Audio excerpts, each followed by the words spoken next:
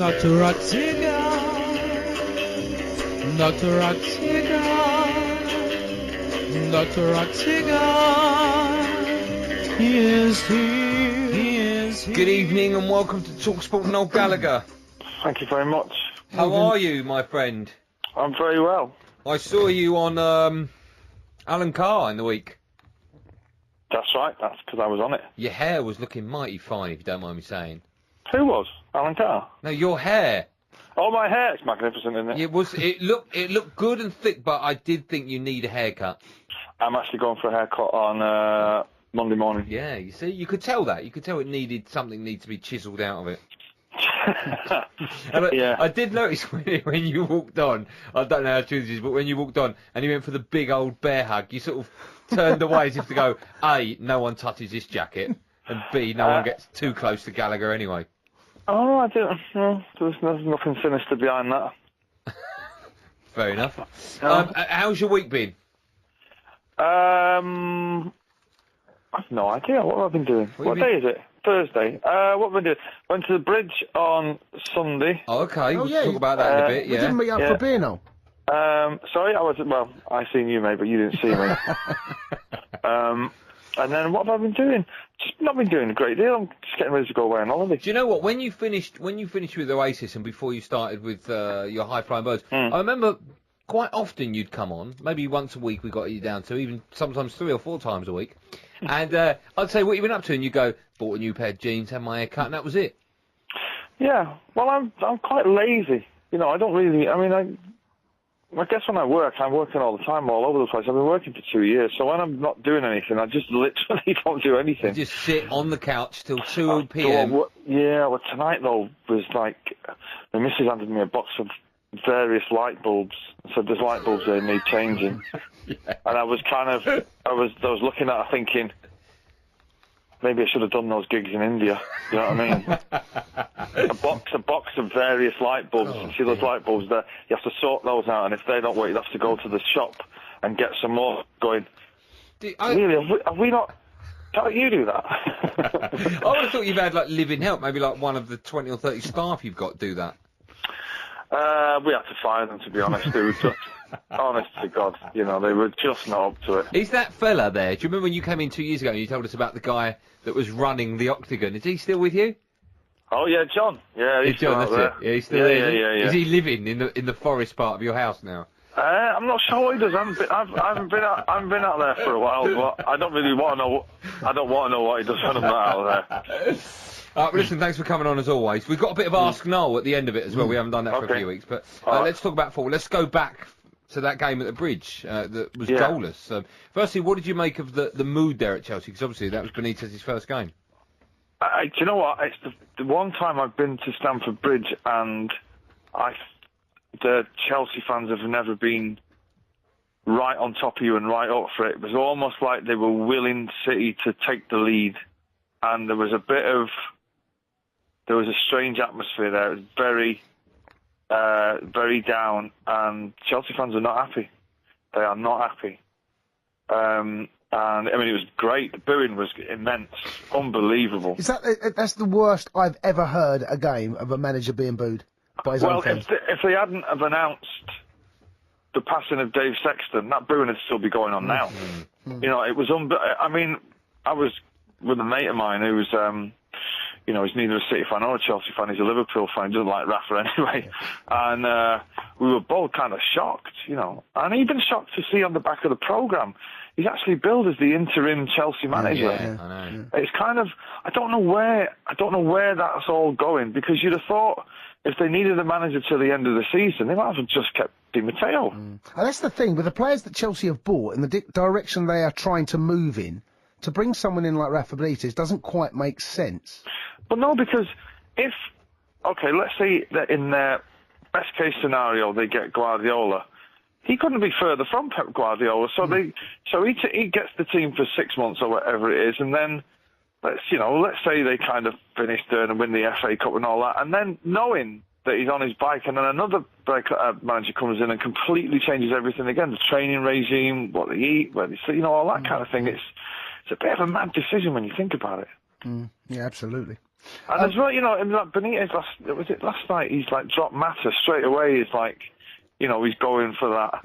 I felt that's the first time I've been to Stamford Bridge where I thought Chelsea are just going to play on the break here, and it felt like we were the home team for long periods of that game. It's like we had the ball for a long time. I mean, all we didn't do was score, you know. Are you sorry, Joe? Are you pleased with the way things are going at City at the moment? Because you haven't really played that well. Yet you're second in the league. You still haven't lost the game. So they say we're rubber. I mean, well, I know what you're saying. They say we're, and you're right to a certain extent. It's been effective. You're nowhere near, as probably most teams are, but you're nowhere near as exciting to watch or as dangerous to look at this time last season. No, we're not hitting teams for 5 and 6, which we were last season on a regular basis. But you know, Aguero's in his second season. He got injured first game. We've had, you know, it's been a bit stop-start. But I've got to say, I was watching the match against Wigan, and our manager, I mean, what a wizard. You know, you're kind of watching it there thinking, why is he not taking Balotelli off? Why is he bringing Aguero off?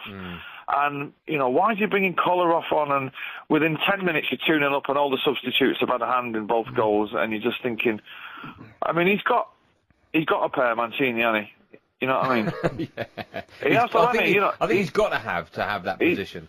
Yeah, but I mean, there's a lot of managers got big positions, but you know, when they're making changes like that, going to 3 at the back, they're gambling, and he gambles to win. And you know, most managers would think, well, if I come out, we might lose, and then the pressure's on. I like him for that, and you know, all my City mates last night were all texting each other, going, "We're so lucky to have him." You know, I think there's only him and Mourinho who have got that spark where they can radically they can actually change the course of a game. I've never seen it before, do you know what I mean? And also, you say he's got balls to do. Was it I actually lost 3-1 when he went 3 at the back, and a few of the players said they criticised him for not having played like that before? Well, to be honest, Michael Richards come off and said he didn't know what he was doing, but he'd not played all season. He probably wasn't the best person to put up in front of the camera, you know what I mean? I wouldn't have thought he'd have trained at that. And you know, I mean, even Gareth Barry on the interview last night was saying it's 3 at the back or 5 at the back or whatever it is how he put it. But it doesn't really matter, do you know what I mean? As long as they buy into it, and it looked quite fluid to me last night. I've got to say, Nastasic looks like a great find. What about Silva? You know, he's been injured. He had I thought, decent game at the weekend against Chelsea. Looked like he'd done well last night. He seems to be getting his stride, and that seems to have coincided with you boys just producing a little bit better.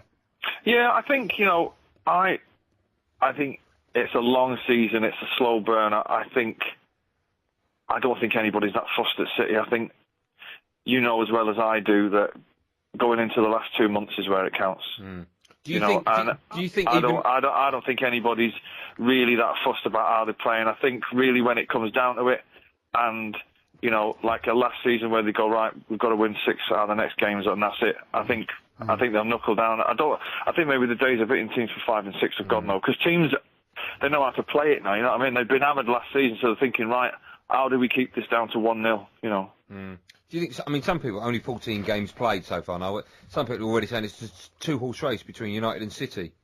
Well, it certainly looks like it. 6 points. Chelsea are 7 points back of Man United. That's right. And 6 of City. You would think it's a tall order for Chelsea now to both City and United slip up. Would lose games. Slip up. Chelsea won't win it. Chelsea won't win it. No, I mean, if you look from third down, that looks like a more interesting battle, doesn't it? They're all kind of on the same amount of points. It's going to be good, that one, after the run-in, I think. Yeah. What about Liverpool? We're on the last night after Liverpool got beaten a lot. Liverpool fans are becoming a little disillusioned with Brendan Rodgers already. What have you made of their start, and Brendan? I think I was listening to Talksport this morning, and he'd said that they had 65% possession of the ball, and that means more to him than goals. Do you know what? Liverpool fans are not going to buy that. No, tell you. That quote came out last night when we were on air, and I think it's a made-up quote from a fake Twitter account. Yeah, a fake Liverpooler. I'm surprised that was said on Talksport today. Do your homework. What show was that, Noel? Who said that, Noel? Keys and Greg. Yeah, do that homework, I mean, boys. listen, they're 10 to 1 in the day, 10 to 1 at night. Pair of old grannies. You know what they're doing, do they? All right, well, fair enough. But I wanted to believe it. But yeah, but even so, they're 12th and going, and moving down. And where are they now? 16. They're just 5 points off Southampton. Yeah, I've got a lot of mates in Liverpool fans, and when I was on tour, I've got a couple of scouts on the crew. Watching them watch Liverpool is a sight, let me tell you, because they're used to, apart from the last 3 years, they've been kind of right up there. They can see it's kind of slipping away from them. There is no cachet now for playing. Once they lose Suarez and Gerrard goes and Carragher goes, there's no cachet to joining Liverpool anymore. If they stay out of the Champions League for the next 3 seasons, which looks like they could do, it could be over for them. You're right. Very strange, the Suarez thing as well. He could well be off, if they get an offer of 35, 40, 50 million, he's gone. Yeah, I'm not sure whether they get the right offer or not. He is going to say at some point, I need to leave, because somebody's going to tap him up during the mid-season, aren't they? Yeah, I thought Chelsea if they don't get Falcao. Go on, swap with Torres. Well, I feel sorry for Torres. I just think he needs to go back to Spain and start again, really. But he just looks... He's not got it anymore. No, there's something missing. Maybe he was out for a long time with injuries. Not really... I used to look at him when he used to play against, Vidic at United and think he just used to demolish him and just looked like a shadow of the player he was. Listen, before we let you go, we've got to do the Ask Noel, because people have text loads of questions in. So I'll start. Kelly Timms has tweeted me saying, what's the strangest thing or body part you've actually been asked to autograph? The strangest thing. Or body part? Well, there's not many body parts, to be honest. Have you done all of them? Oh, yeah. Hold on, all of them? Feet, legs, arms, finger... yes, if you're talking about breasts, yes, I've done quite a few of those, yes. I've not done someone's behind. All right. So when I meet you, there's a first time for everything. Well, I could brand you, yeah. What, with Russell? Absolutely, yeah. Go on, Joe, what you got there? Mr. Dyslexic has tweeted me, says, no, if you could have any superpower, what would it be? Oh, to be invisible. Then you'd brand me straight away, wouldn't you? Well, what would you do? Just be proper nosy. But you can do that anyway, can't you? No, I can't be invisible though. It'd be nice to walk around Selfridges or Superdrug even buying shampoo without people doing that funny face going. That's Noel Gallagher. Look at that. He washes his hair. No. What they're doing with that silly look, they're looking at the product you've got, thinking I ain't going to do anything to his barnet. That's what they're looking at. They're looking at it thinking, so that's how he gets that magnificent hairdo of his. Look at that. That's what we need. Watch him go. Baxi has said, would you have a giant Fergie tattooed on your back if it meant City won the next 20 Premier League titles? A giant... what? Alex Ferguson? Yeah. Not a chance. No? Not a chance. And I'm amazed that statue's still standing. I am amazed there's not a blue and white traffic cone really? on its head. No one's demolished it yet. I'm amazed there's not a blue and white traffic cone on its head as we speak. No, hold on. Does this go back to if you being invisible for the day? That's where you're going to go, is it? Oh, absolutely, yeah. And another thing, that statue, why is it not a statue of him tapping his watch? Yeah, that's really brilliant. Should be. No, we've been asking questions about people saying their greatest goal or describing their greatest ever goal. My question to you, what is the greatest goal you've ever scored? Good question. Me? Yeah. It was, we were on tour in Australia in 1997, and we had a game with these complete and utter strangers, and it was getting dark. And I scored an header from about 35 yards from a corner, and to make it 2-2. And we had the ball, so we took the ball and claimed it on away goals and left. Wonderful. Yeah. The Aussies weren't too pleased about that. You're a star as always, Mr. Gallagher. Thanks, Cheers, mate. Noel. I'll see you soon. Nice one, man. See you in a bit. Cheers, pal.